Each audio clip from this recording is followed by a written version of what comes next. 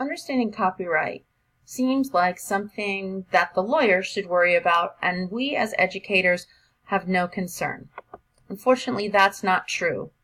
It's important for teachers to understand copyright so that they can model to their students what is acceptable use, as well as enforce students using materials correctly.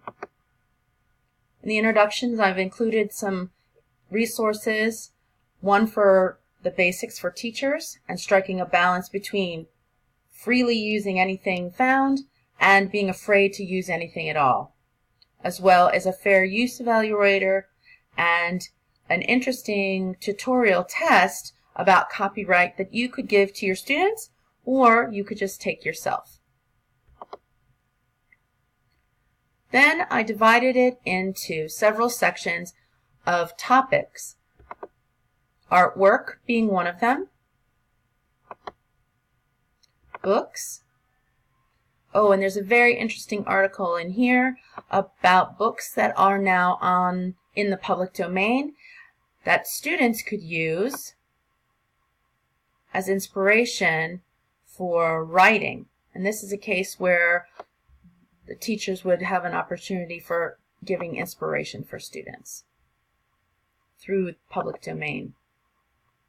Dance, who really owns that, as well as an article on whether Beyonce has plagiarized dance moves or not. This is something that doesn't always happen, but it is an interesting analysis of that, which would also be an interesting debate if you've talked about copyright law in your class to have the students debate it.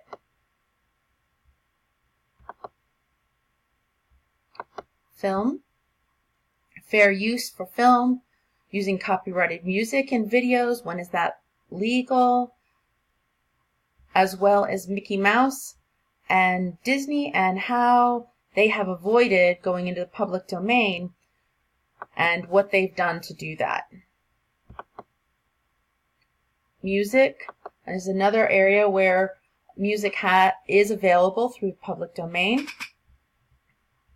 However, it can be tricky, so I would suggest making sure that you're using royalty-free music, or find places that you can legally download music.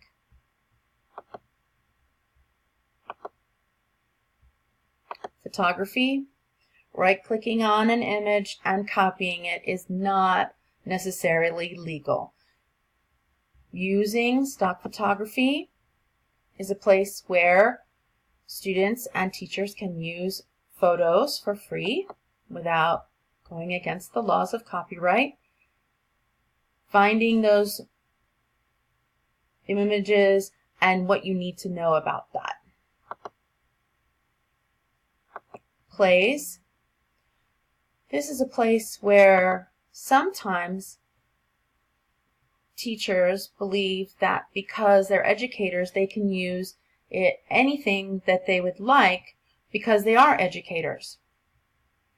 However, there are strict copyright laws in place for theater and musicals. And lastly, Creative Commons.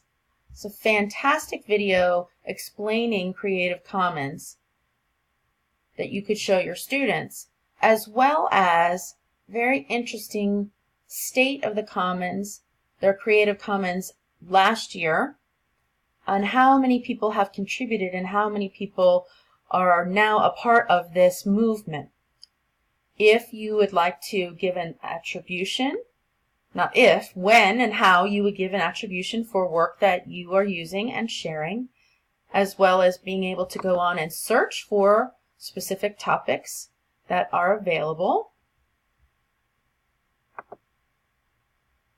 And if you'd like to become a part of that movement and share your work, how you can do that.